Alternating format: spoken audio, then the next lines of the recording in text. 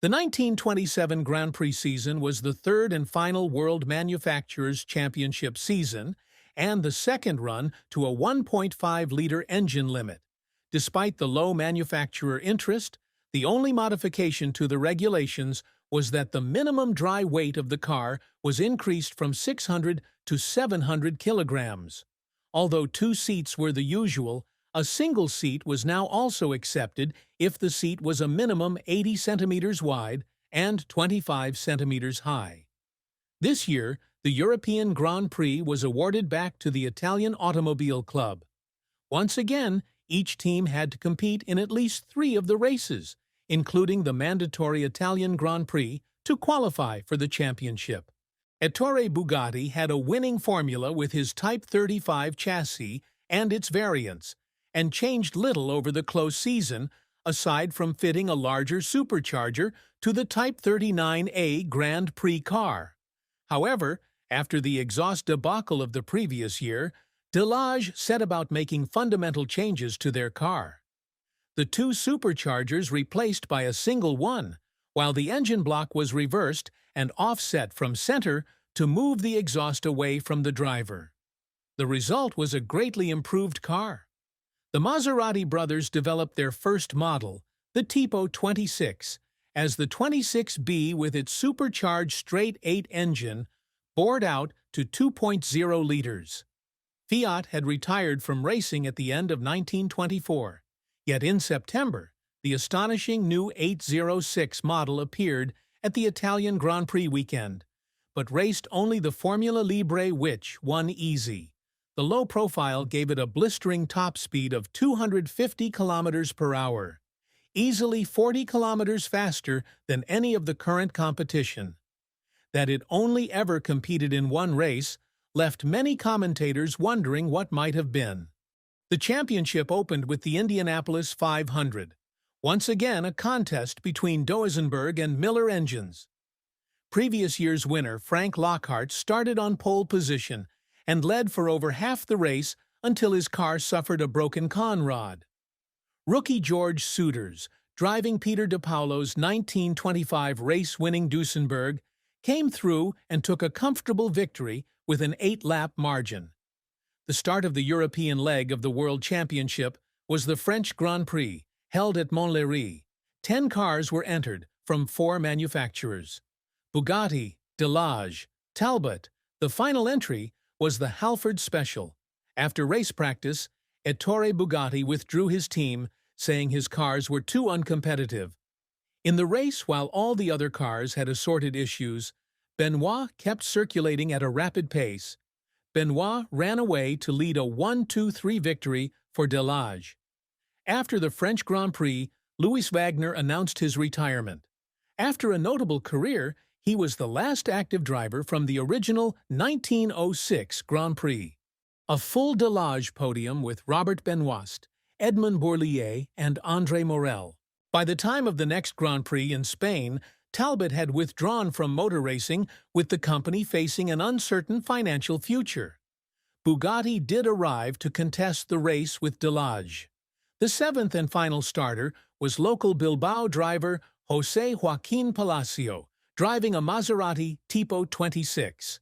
Benoist to take another comfortable victory ahead of Conelli's Bugatti and teammate Bourlier's Delage. Bugatti failed to show once again at the nominally mandatory Italian Grand Prix. Fiat withdrew their entries for Pietro Bordino and Carlo Salamano, citing that the new cars were untested over a Grand Prix distance. But the Americans returned after a year away, with Indianapolis winner George Souders in his Duesenberg and Earl Cooper and Pete Kreis in front-wheel drive Cooper Millers. Delage confidence was such that only Benoist was entered. The American cars were designed for oval racing and unsuited to the European road courses. It was ironic that even though there were only 6 starters, the race had more manufacturers represented than in any GP race of the 2-year 1.5-liter formula. Benoist had established his dominance, having lapped the field after 10 laps and holding a 15-minute lead. Benoist went on to win by over 20 minutes back to Morandi. Kreis had driven hard and was able to get up to pass Minoya for third on the last lap. The British Grand Prix at Brooklands would be another Delage Bugatti contest. This last race of the 1.5-liter formula provided the biggest entry list of any of the European rounds. Souders Duesenberg and the Fiats withdrew. The Bugatti team were Materassi, Conelli, and Chiron. Delage's cars were driven by Benoist and Bourlier.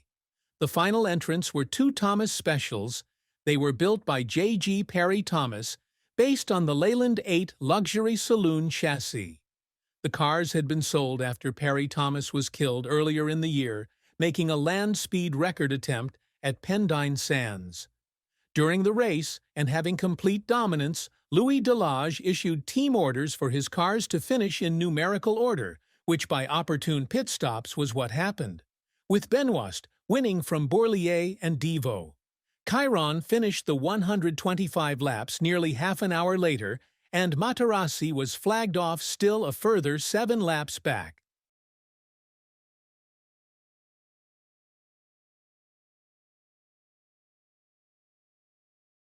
The table lists the highest race position for each manufacturer. Only the best finishing car gained points for its manufacturer. To be eligible for the championship, manufacturers had to take part in 3 of the 5 Grand Prix, including the Italian GP. Many races took place outside the championship, featuring a variety of formulas and regulations. Delage chose not to participate in many of these events, allowing Bugatti to secure numerous victories throughout the year. This absence by Delage contributed to Bugatti's dominance, highlighting the variety of racing formats available and Bugatti's adaptability across different events and rules. The official opening of a major new racetrack in Germany happened in June. The Nürburgring was similar in concept to the 22-kilometer Solitude near Stuttgart, a windy circuit in the hills centered around the local Nürburg Castle. Despite a 2.2-kilometer main straight, the track had 172 corners. The opening race used the combined track and was won by Rudolf Caracciola in a 6.8-liter Mercedes sports car. Louis Delage had reportedly invested £36,000 in improving his Grand Prix cars and announced his withdrawal from racing at the end of the season, selling the 4 cars. At Fiat, their pro-racing managing director, Guido Fornaca, died in January. The government-appointed board were shocked to discover the cost of developing the fantastic 806 and immediately closed down the racing department. They also ordered the 806 and earlier 804 and 805 models, destroyed instead of selling them to recover costs to a prospective queue of privateer racers.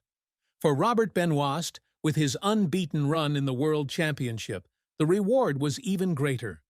The President of France awarded him the country's highest honor, making him a Chevalier of the Légion d'honneur.